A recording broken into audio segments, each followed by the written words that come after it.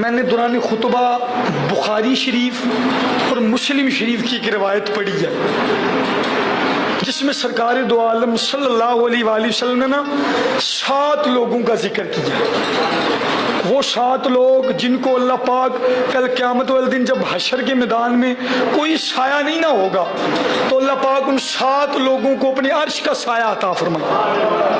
حدیث کے لفظ ہیں، میاں محمد بخش صاحب کا کلام بھی بڑا مزیدار ہے، بابے بلے شاہ کا کلام بھی بڑا مزیدار ہے، لیکن ککھ سواد نہیں مشری اندر تے اساں کھنڈاں بھی چکھ ڈٹھیاں پر اینا ساریاں چیزاں نالوں گلاں میرے نبی دیاں مٹھیاں وما ینطق عن الہوا ان ہوا الا وحی یوحی۔ سرکار جب بھی کچھ بولتے ہیں تو اپنی مرضی سے نہیں بولتے، رب جی تو بولدا حضور وچوں بولدا۔ تو یہ سرکار کا ایک فرمان نور ہے جس میں سرکار نے 7 لوگوں کا ذکر کیا۔ حدیث کے لفظ ہیں، سرکار نے فرمایا سبعۃ یظلھم اللہ تعالی فی ظلہ یوم لا ظل الا ظلہ۔ سرکار نے فرمایا کل قیامت والے دن 7 لوگ ایسے ہیں جن کو اللہ پاک اپنے عرش کا سایہ عطا فرمائے گا اس دن جس دن کسی کا سایہ کوئی سایہ ہو گئی۔ اللہ پاک 7 لوگوں کو اپنے عرش کا سایہ عطا فرمائے گا۔ پہلا شخص امام عادل، عدل کرنے والا حکمران، عدل و انصاف کرنے والا حکمران، امام عادل۔ دوسرا بندہ سرکار نے فرمایا وشاب نشا فی عبادت اللہ، ایسا نوجوان جس کی جوانی عبادت میں گزرے، در جوانی توبہ کردن شیوائے پیغمبری، وقت پیری گرگ ظالمی شوت پرہیزگار۔ اقبال کہتا ہے توبہ تو اصل میں جوانی کی توبہ ہے، کیونکہ جدو بندہ بڈھا ہو جاتا ہے پھر تو شیر بھی بڈھا ہو کہتا ہے ہوں میں شکار نہیں کرنا، لیکن ہوں بڈھا جو ہو گیا ہے۔ لیکن اصل توبہ کیا ہے جو جوانی میں بڑھاپے کی بھی ہے لیکن جوانی کی توبہ کی کیا بات ہے۔ جو جوانی میں توبہ کرتے ہیں نا، کوئی خادم حسین رضوی بن جاتا ہے، کوئی داتا علی جوہری بن جاتا ہے، کوئی پیر میر علی شاہ بن جاتا ہے۔ دوسرا بندہ وشاب نشا فی عبادت اللہ، ایسا نوجوان جس کی جوانی جو ہے نا وہ عبادت میں گزرے، عبادت میں گزرے، اس کی جوانی پاکیزہ ہو۔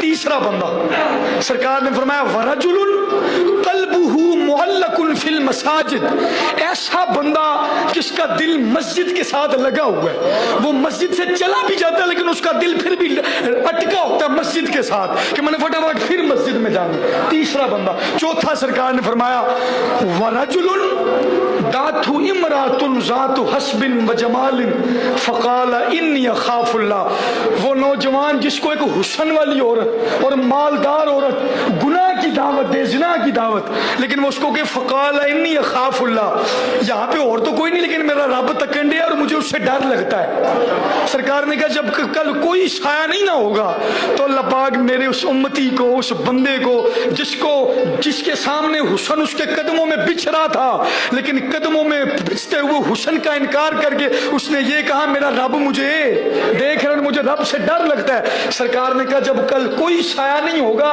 تو اللہ پاک ایسے شخص کو اپنے عرش کا سایہ عطا فرمائیں گے۔ کتنے لوگ ہو گئے ہیں؟ 4۔ اب 5واں سنیں، سرکار نے فرمایا ورجلان تحابا فی اللہ اجتمع الیہ وتفرقا الیہ۔ سرکار نے کہا وہ 2 بندے جن کا آپس میں اگر وہ محبت ہے، وہ جمع ہوتے ہیں، ملتے ہیں، آپس میں کوئی بھی ان کا تعلق ہے تو وہ خالصتاً اللہ کے لیے، وہ لوگ ایسے تعلق والے لوگ جن کے ہر عمل کا مقصد اللہ کی رضا ہے، ان کا ہر عمل اللہ کے لیے ہے۔